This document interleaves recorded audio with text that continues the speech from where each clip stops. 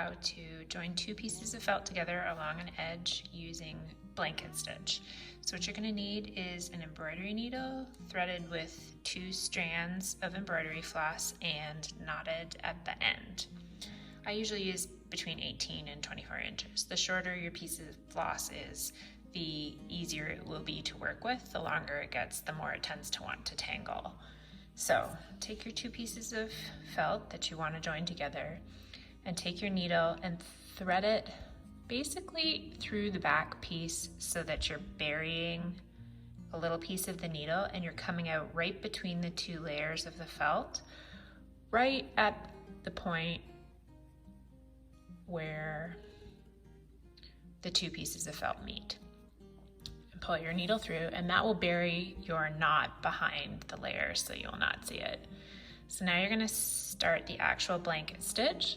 So you go in, you want to go in about 1/8 of an inch and down about 1/8 of an inch, and you want to keep that consistent as you move along the piece of felt because that will give you a nice clean look. Take your back thread and loop it around the needle. So let's show you that again. I'll put the needle a little further in. This is the piece that's coming out that joins to the needle. You want that to go under the needle and around the top. So again, that's under the needle and around the top. And pull that tight. And you can see what that does is it creates a little knot basically right at the top where the 2 pieces of felt join.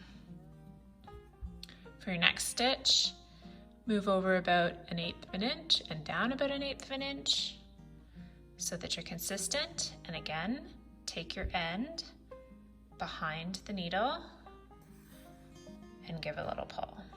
And you'll see what starts to happen, get that out of the way there, is that there is a thread that runs between this stitch and this stitch across the top. It's a little hard to see here, but you'll see it in your piece.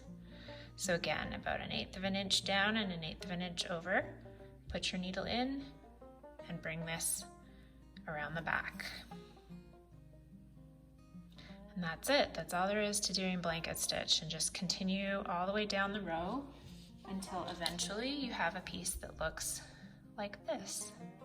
Here you can see the top thread connecting each of those stitches all the way down the row, and it gives you a really thin seam, so it doesn't take up a lot of the felt, but it also gives you a very strong seam, and I think it has a really cute look to it as well.